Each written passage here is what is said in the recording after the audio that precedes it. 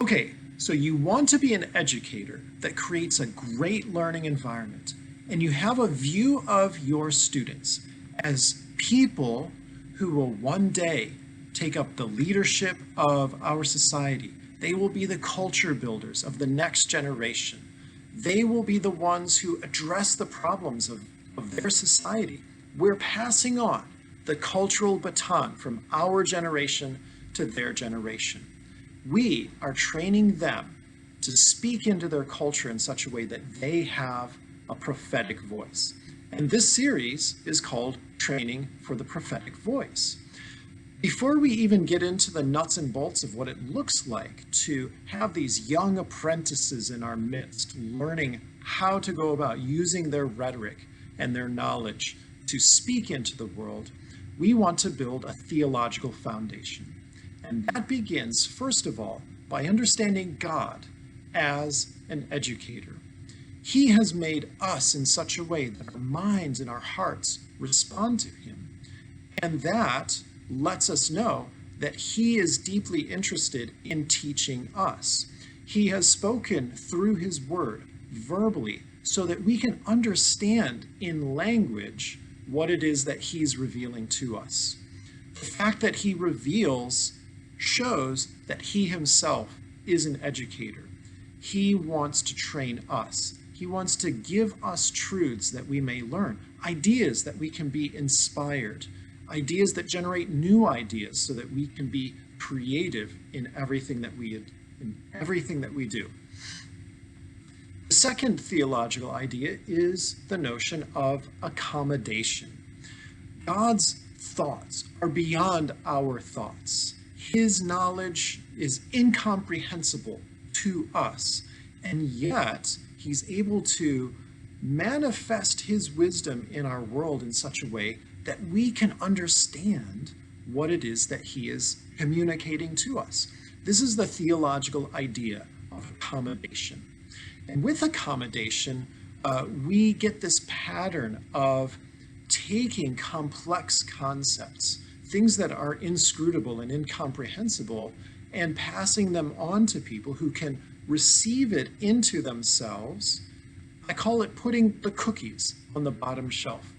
We as educators can learn from God as an educator that we can take the knowledge that we have, the learning that we've acquired likely from previous generations, and accommodate that knowledge to the level the children are currently at.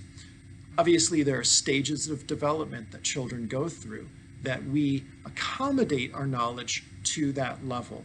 And as they grow up, their understanding deepens, the complexity is wider and deeper than when we first began. So accommodation is the idea that complex things can be made simple so that people can understand it. The third idea is that of special revelation. God disseminates throughout all of creation ideas about himself, his majesty, his glory, his kindness, his love, and yet it's through his special revelation, the verbal, inspired scriptures, that he actually gives us that knowledge of himself as he truly is, ourselves as we truly are, as creatures made in the image of God and yet fallen and marred.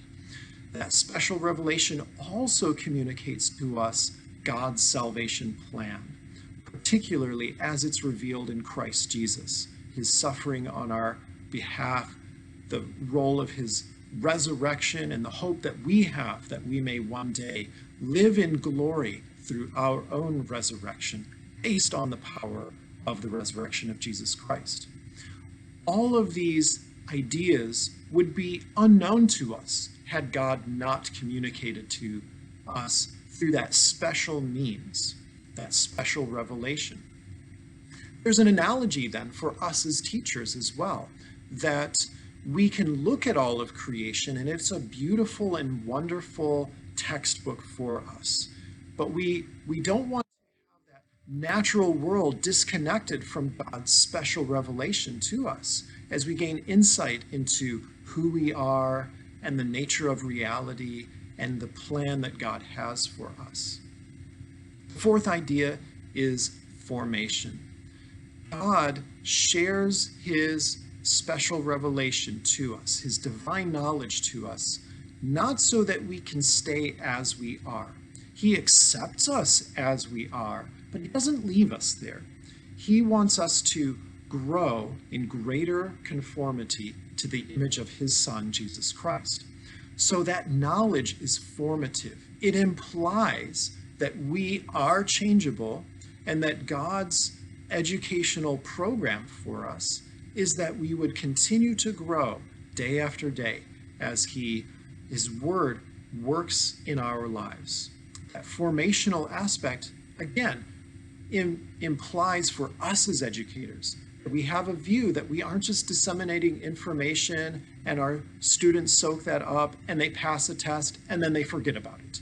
Instead, what we're doing is we are forming in our students a lifelong habit of transformational education, that the ideas they absorb, the great ideas from the great texts, are there so that they can be inspired to be the better versions of themselves that God has created them to be, and that God is constantly drawing us in to that image of his Son. That formational aspect is part of our educational environment. And the fifth idea is that God has taught us in such a way that we may delight in this knowledge. He's disseminated into the world and through his special revelation ideas, great concepts, that we may find delight in the things, joy in the things that he has revealed to us.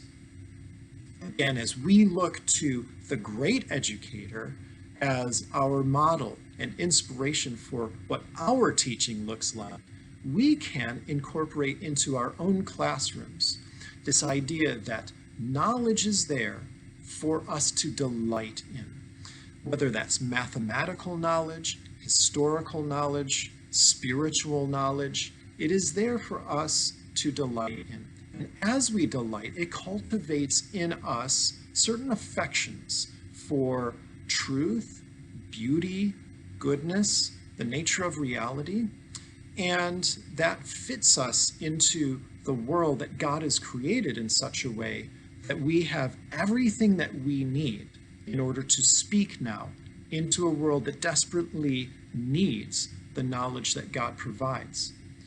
And that is the basis for training students in the prophetic voice. This is 5 ideas that create a foundation, a theological foundation, about what it means to train students in their prophetic voice. As we continue on in the series, we'll look at other aspects of the prophetic voice. The next lesson will be on truth, its nature, and how we operate with that. Thanks for following along today. Have a great day.